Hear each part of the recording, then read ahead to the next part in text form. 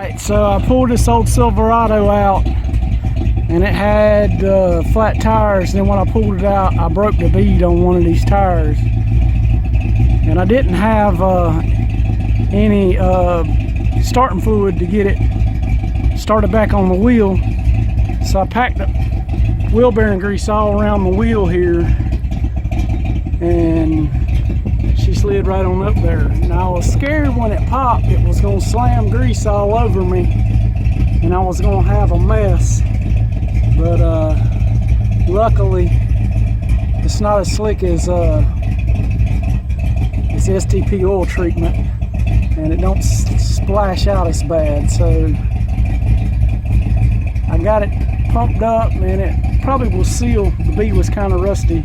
The other side didn't seal and I can't get to the bead, but we're going to try to pack some grease in it and try to keep it from leaking down. I mean, I'm not going to run these tires, but I like to keep them up for a little while, so I ain't got to change them out right now. But yeah, little trick. Pack the bead full of wheel bearing grease and air it up and it should slide on there and maybe it won't pop off all in your face. Alright, so once you get everything straight and satisfied with your timing marks and everything, you wrap your chain around your cam gear.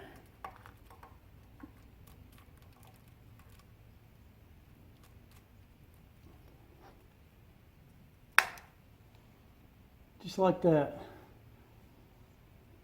Just like that. And that means you're dead on the money.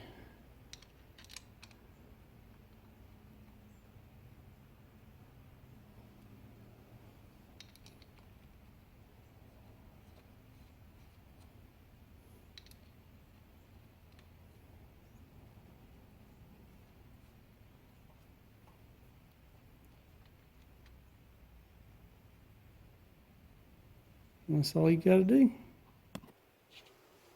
And there she is, all tightened up. Nice chain, no slop. Nice double roll. It's a Chloe's chain, really good chain. It's a true roller set. This will be a full roller motor when we get done with it. So that's what we got for right now. On to the next step. Alright, so this is a factory roller cam motor. So what we got here, let's see if I can get the light a little better.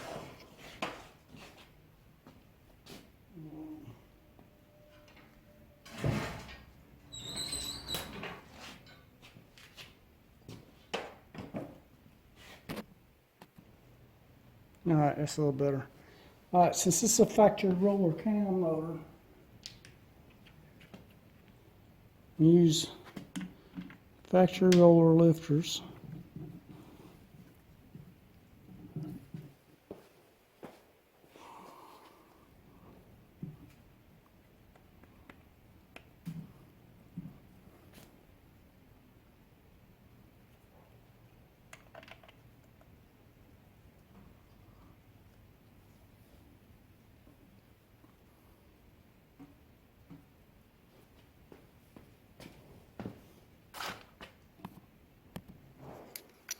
Alright, so since this is factory roller lifters, we use little tie bars to keep the lifters from turning in the bores.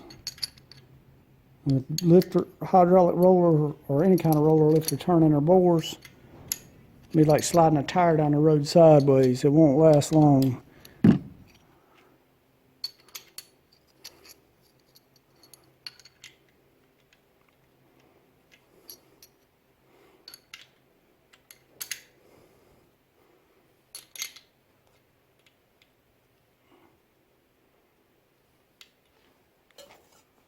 So that goes in there, and this goes right on top and holds those pieces in place, just like that.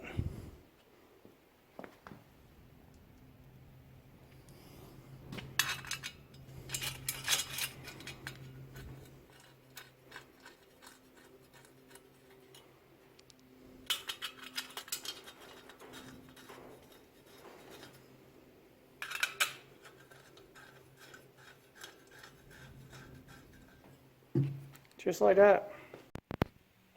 Alright, so I got my timing cover on. Now I'm going to put my freeze plugs in. And I like using brass freeze plugs because they won't rust out over time.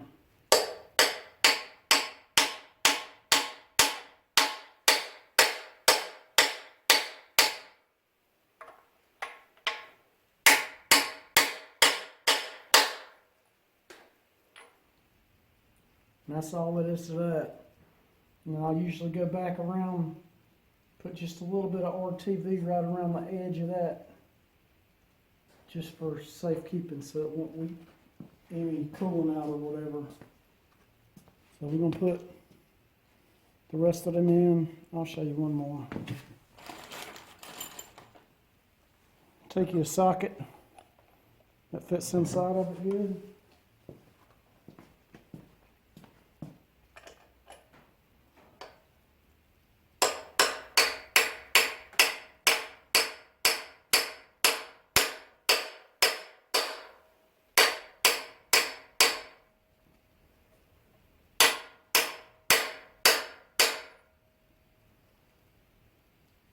And just past the bevel there.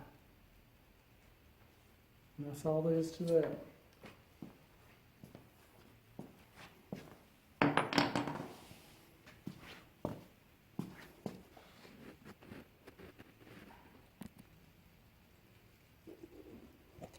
Alright, when I put my fuel pump push rod in, I like to put a little grease on it.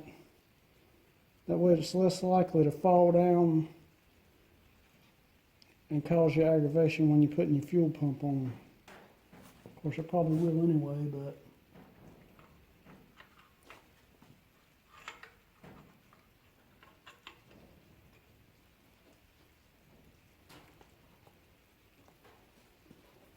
I got that. And that's what you got.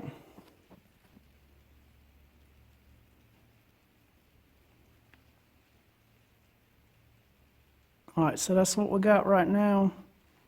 We're waiting on the fuel pump pickup tube and screen. So, I mean, I got an old pump, but I can't put it on until I put that screen on. And then we'll put the pan on. I got a set of 99 Vortec heads I'm going to put on this motor. And I'm waiting on some tools to do some work on that, and I'll show you that one when I get the tools in. So, for right now, we're done with the motor, but I will show you what the motor's going in. Alright, so this is my 79 Silverado. And this old truck was pretty loaded down from the factory. It's got power windows. It's got a 400 small block in it. But when I quit driving it, 10 years ago or so, it used a lot of oil, and the transmission didn't have a reverse in it. I think it was reverse. It's one of the gears. So that's why I quit driving it. So I've got that motor. I'm going to put Granny Gear 4-speed transmission in here, and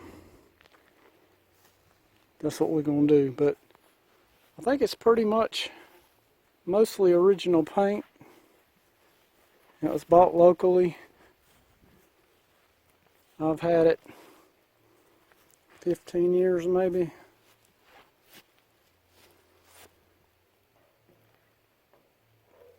I mean, this old truck, and it's a old 70s model truck, so it's got the typical rust in it.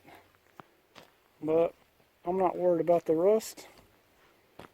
Like I said, I'm gonna stick that 350 in it with a Granny Gear 4-speed, and we're just gonna drive it and have fun with it.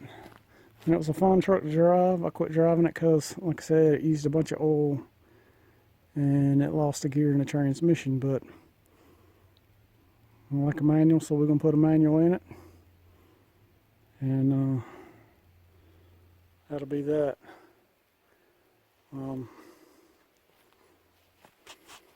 Inside, typical of old truck this year.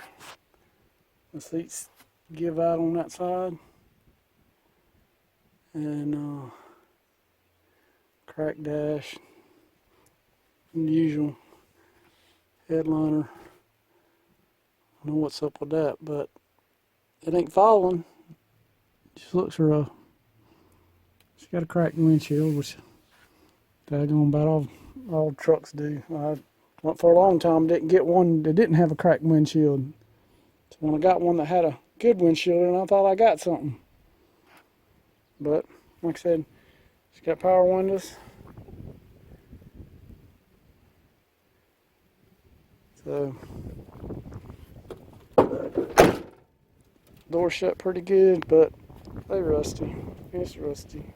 Not rusty as I've seen, but rusty. Somebody put these big tires on it and clearance the fenders. But I ain't worried about none of that.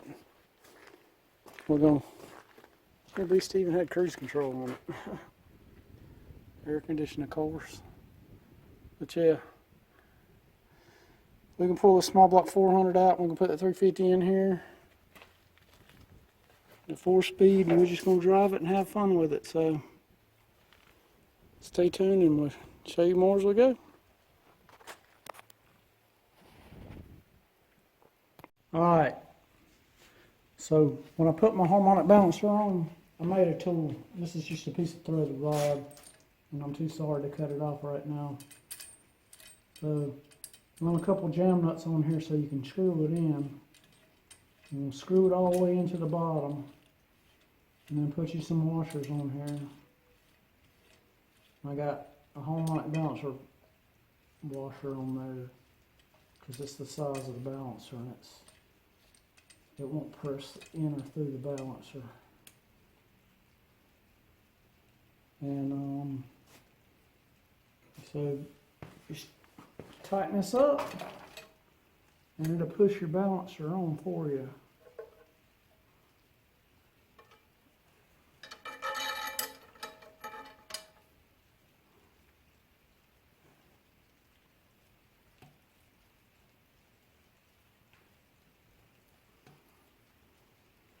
Just using these threads right here. The threads that are in the crank are just holding it in there, so you're not messing the threads on the crank up.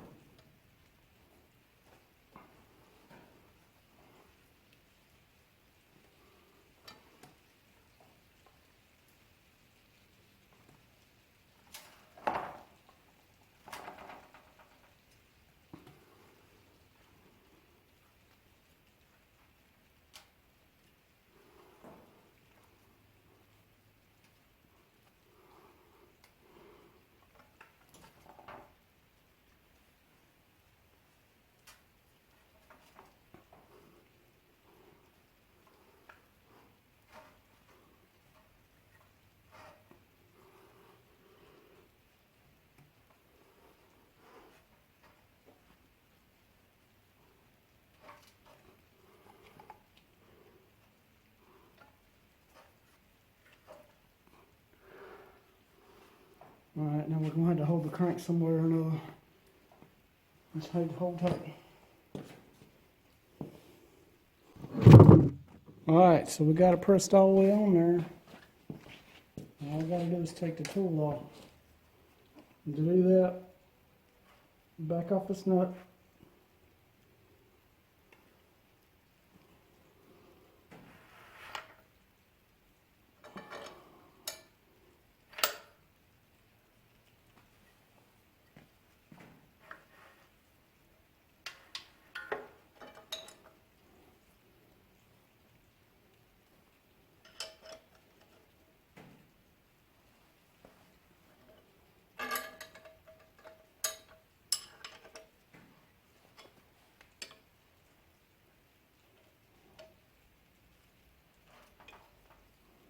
Alright, so we got back nut loosened off, and then we back the Take the rod out.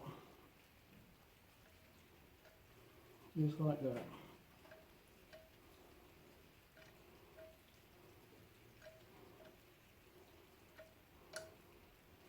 Just as easy as can be.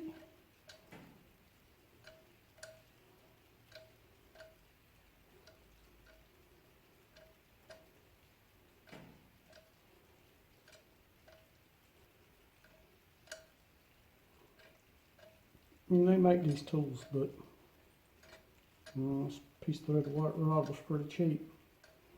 And it'll make quite a few more tools if I cut it up. So there you go.